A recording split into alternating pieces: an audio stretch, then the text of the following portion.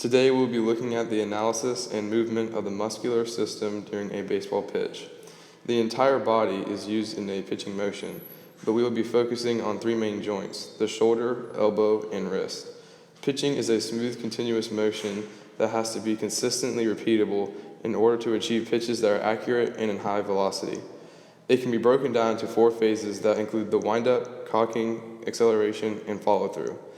The windup starts the pitching motion and sets a rhythm for the timing of body parts. To begin, both hands are together and the contralateral leg strides with the ipsilateral leg supports and the weight transfer.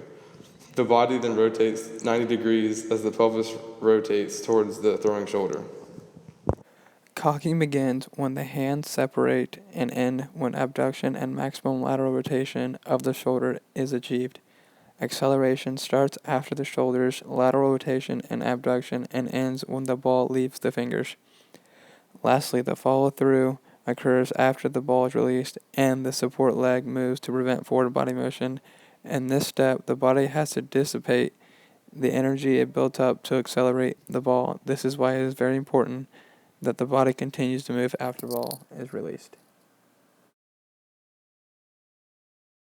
Phase 1 is the windup, and the prime mover is the quadriceps rectus femoris. The antagonist is the hamstrings of the dorsal side of the thigh, and the synergist is the gluteus maximus.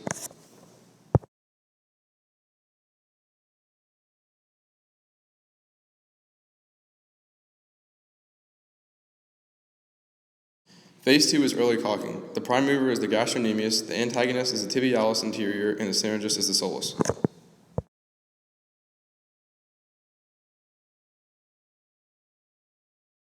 Phase 2 and Phase 3 is late cocking and acceleration. The prime mover is the deltoid, the antagonist is the latissimus dorsi, and the synergist is the trapezius.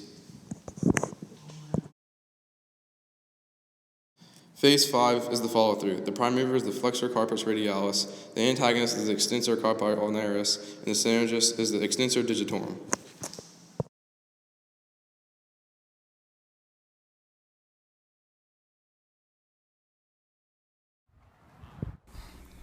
Now let's break down the muscles of the shoulder, elbow, and wrist that are used. The shoulder girdle is comprised of three bones: the clavicle, scapula, and humerus. They all connect to the glenohumeral joint, which is a ball and socket joint. The muscles that attach to and move these bones are rhomboids, trapezius, pectoralis minor, and levator scapulae. The rhomboid muscles lie under the trapezius and have a key involvement in the throwing motion. When contracted, they adduct and elevate the arm, and at the same time, the inferior angle of the scapula is moved towards the vertebral column. This is also known as rotation, which is the movement that lowers and decelerates the elevated arm. The trapezius muscle also has numerous tasks.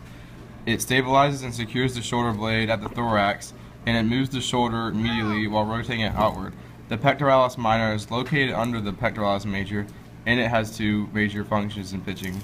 It abducts the arm and depresses the arm, which helps retract the elevated arm posteriorly behind the back.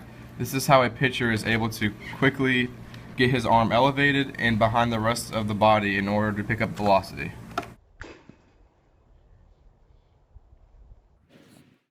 As we move down to the lower arm, we will now look at the parts of the elbow involved with pitching. The movements of the elbow are used in the acceleration phase and include humeral horizontal flexion, medial rotation, and elbow extension. The elbow includes three bones: the humerus, radius, and ulna. The muscles that attach to the bones are involved in pitching are biceps brachii, triceps brachii, and the brachialis muscle. On the anterior side of the arm, the biceps brachii flexes the elbow, while on the posterior side, the triceps brachii extends the elbow. In order for a pitcher to achieve high velocity pitches, he has to have full range of his hinge joint. During a pitcher's windup, his biceps are acting as the prime mover for the joint, while his triceps are the antagonist.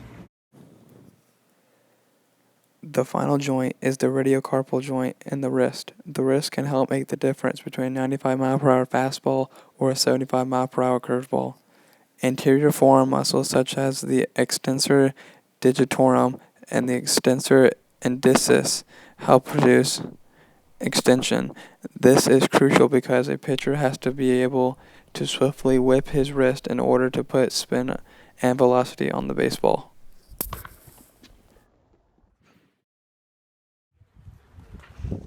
Even though baseball is not thought as a dangerous sport like football, there are still serious injuries that can come from playing it.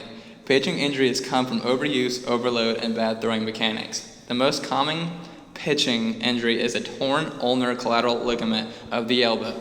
This serious injury has to undergo elbow ligament reconstruction, which is most commonly known as Tommy John surgery.